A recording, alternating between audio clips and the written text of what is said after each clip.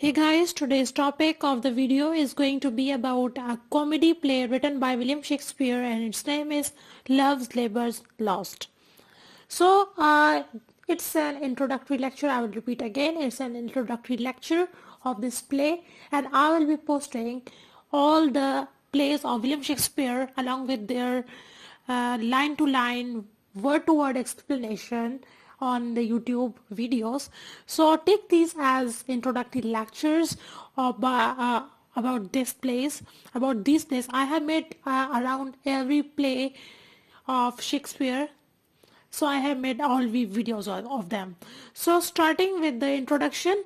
So in this video we'll be discussing the introduction, summary, small small analysis of this play, and major themes of this play along with its characters. So starting with the introduction, this play is written by William Shakespeare in the mid 1850s, 1650s. I'm sorry, it's 19. It's 1650s. So it is one of the earliest romantic comedy plays written by William Shakespeare, and it consists of 5 acts like all other plays of William Shakespeare, and the play is set in the kingdom of Navarre. So I have told you about this fact that William Shakespeare has placed all his plays outside England of that time, and there I will be making a video on that as well. So starting with the summary of this play, it's a short summary of this play. The king and his 3 friends was to avoid women. One day they host a princess and her 3 friends. After a complex plot, the 4 friends fall in love with these ladies and decide to marry them.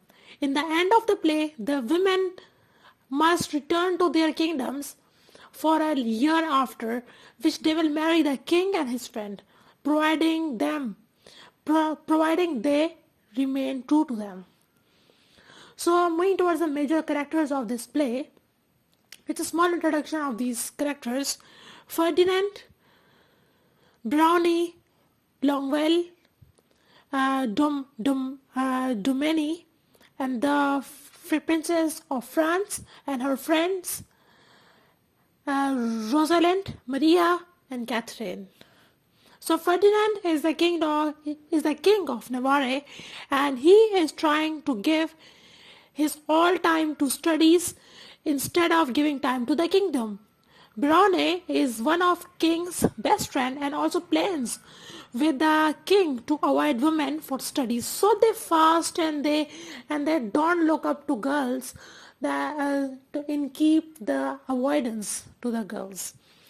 Longwell is the friend of the king Navarre, and he is also part of this plan. And the last friend, Domini, is also a friend of the king and is also devoted to the studies plan. And then starts the girls, the Princess of France. The Princess of France is her father, the king's heir, sent on an important diplomatic mission to Navarre. So her father sends her to an important diplomatic mission to Navarre. Rosalind, who is she? She is an intelligent girl, and she is one of the ladies of the Princess of France, and so are Maria and Catherine.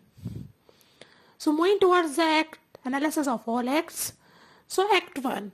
In the kingdom of Navarre, King Ferdinand and his 3 friends, Brownie, Domini, and Longwell, become so interested in studies, and they think that they must devote all their time and to study, and then decide that they will avoid women.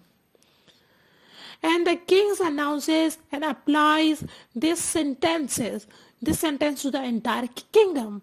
A local countryman, Costard, is caught marrying a girl, so her name is Jaquineta, and he is arrested. Don Armado is who is punishing co-starred also loves Jaquaneta and writes a letter to her. Moving towards Act 2 and 3, the Princess of France and her three companions, Rosalind, Catherine and Maria, arrives at an embassy. Due to the decree of the king, the princess and her ladies stay in a distance from the royal court.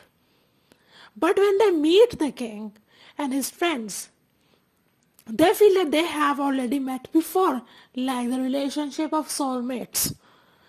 But the king and her friends fall in love with the princess and her ladies.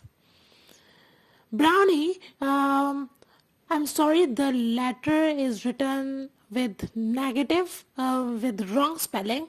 So Brownie writes a love letter to Rosalind and give it to Costa to deliver it to her. Unfortunately, Costa refuses and gave Brownie's love letter to Jaconetta. So there is a mistaken identity happening, the misconception, the miscommunication, which is an important theme in Shakespeare comedy plays. Don Armado and his companion want to entertain the royals with a play, and the play contains co-starred Armado and Mori. In Act 4, it's a small act. The king and his friends separately show their love for the princess and her ladies. Soon they all know everything about everyone. When his letter is revealed, Brownie says that love is an awkward part of their studies, but nevertheless they continue the entertainment with the ladies. In last act, in Act 5, all the men try to court the women and meet them in disguises. They also pretend that women's charm is not attracting them, but when the women fool them and appears in disguises to know their true love, all the couples are entertained by the play. But during the play, a news comes that King of France is dead, and listening to the news, the Princess of France decides to return to home. And she declares a year-long period of absence between the men of Navarre and the women of France.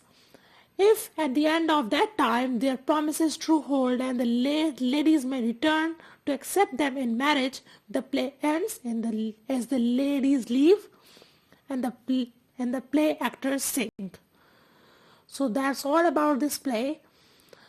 So moving towards the major themes of this play: devotion to the aim, that the devotion and the promise of the man of Navarre.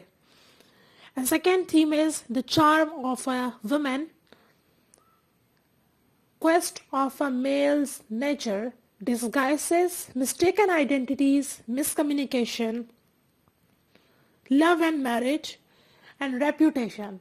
I think there is no villain in this play, and like we had discussed the last one in Much Ado About Nothing, and in some other place there are characters like Don John, who is the bastard brother of Don Pedro, and like others.